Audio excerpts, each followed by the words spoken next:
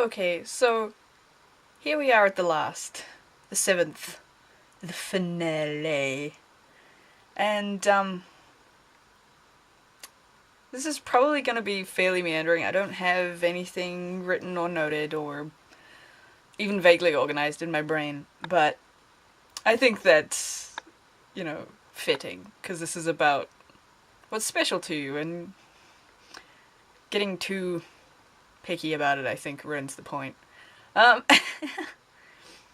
Um, so this is not about a particular book. This is just about a very small reading experience that was really significant to me. And basically, I was, I had the privilege to read the creative writing of a high school boy. Someone that I sort of knew of secondhand, kind of the brother of so and so kind of way. But essentially, my mum, who works at the high school, deferred to my judgment on a particular matter about this particular piece of writing. And that in itself was like, oh, I feel respected that you would take my opinion into account, take my knowledge into account. Just respect that I know something, that I can read something and have things to add to that pool of opinion about it. Um, but also on the part of, they just have to get permission from this kid for me to read it as well. Um, which means, like sharing writing is hard. That's just a plain fact of writing, is that it's hard, especially if you're a beginner and you don't really know what's up, and you know you're going to be passing it off to someone who knows things, or at least more than you. Um, and so that's quite significant as well. But what the deal was with this piece of work was that it was. This kid wasn't a fantastic academic, and he wasn't outwardly the creative type. And so the fact that he was pulling out writing of the type that he was actually under some suspicion. Because the idea was that perhaps he was plagiarizing, or like, where does this writing come from? And lots of people didn't really get it. Of course, when asked about it, I immediately said, "Well, this is a guy, right?" Because that's part of it too. Unfortunately, the politics of that. And I said, "Well, is he, like, maybe he's not reading that much, but is he into games?" And it was like the penny dropped for some of these people, that, oh, that's where he's getting some of this language from. These concepts and these ideas and this language and this manner of storytelling. And a few other things like that. Because there's heaps of language and concepts and creativity in games and anime and cartoons and all of that good stuff that people get into, and it makes them, that's where they get their ideas from when they're writing, especially early on. What it can mean, though, is that it doesn't necessarily feel like something they would create, and it can confuse people. That made perfect sense to me. I knew plenty of kids who would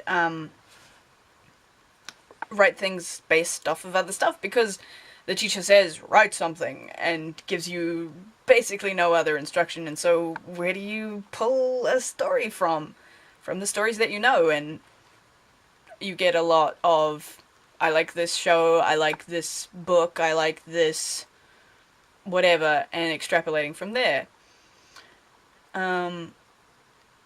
What this meant for this kid, though, was that this piece of work that he was writing was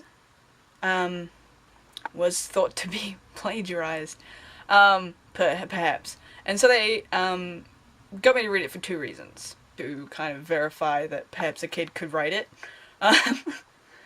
which is a weird thing to happen.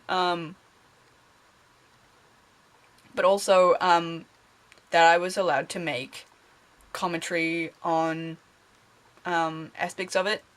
I couldn't really fix things, but I could point out stuff.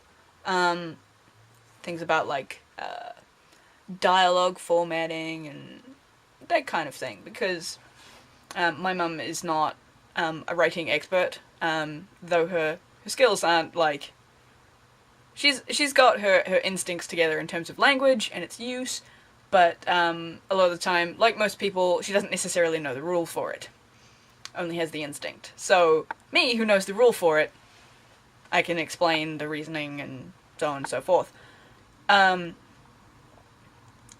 I just knew when I was reading this piece of writing that I would give the kind of commentary on this piece of writing that this kid was fairly keen on getting, because he was getting really into the writing, and that this kid would not get from my mum or from his teacher, because that particular English teacher, I know for a fact, was not into that genre of work, and I know the kind of commentary she would give, and while that's fine, it's fairly demoralizing, to be quite honest, but also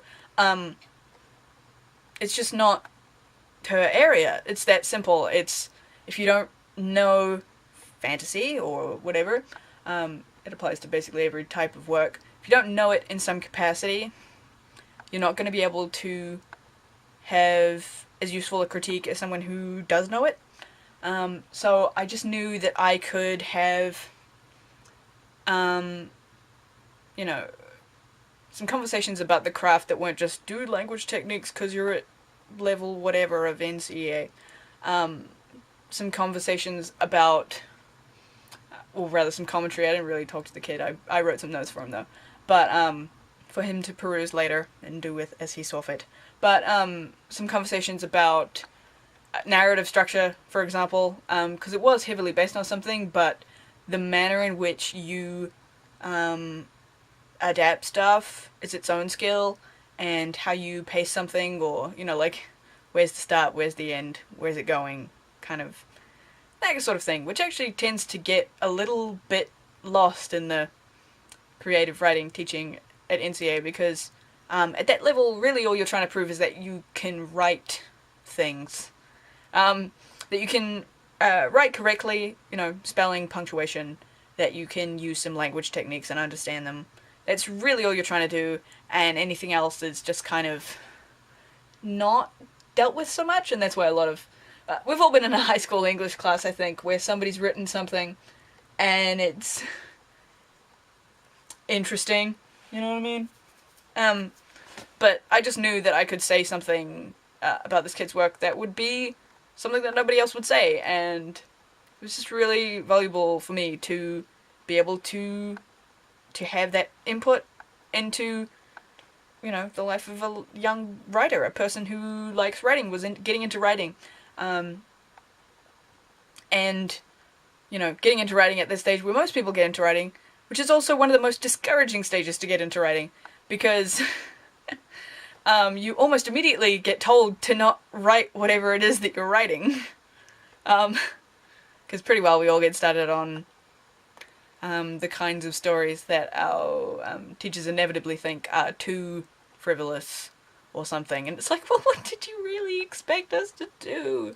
At that stage, you don't necessarily have the skills to make the execution good enough to sell the idea to that person, because you're a beginner. So it's rough. And I just knew that I could, I don't know, say something neat, say something encouraging, say something significant. And I just, like, it was such a, like, a wonderful place to be for once, you know, like, and it was just about, like, some enthusiasm, really. I got to be the enthusiasm about that piece of writing. It's just, I've probably been talking much too long, and it was probably way too meandering, but, like, it's just so significant to, like, read this piece of writing by this kid who wasn't academic, wasn't doing well with a whole lot of other stuff, but was getting into writing and, you know, getting pulled up because it didn't seem like him. And being able to say, yeah, it does seem like something a kid would write. And it, not only that, but it's pretty good. It's got a lot going for it, and it's got some good sensibilities, and just kind of like, just, it was heartwarming. It was heartwarming, it was wonderful, and yeah, good morning, good day, good afternoon, good evening, good night, and good writing to anybody who wants to write things, no matter which stage you're at, no matter what you're trying to write. That I hope you can find someone who will read your writing in a productive way, who will know how valuable it is to you, and yeah, just yeah.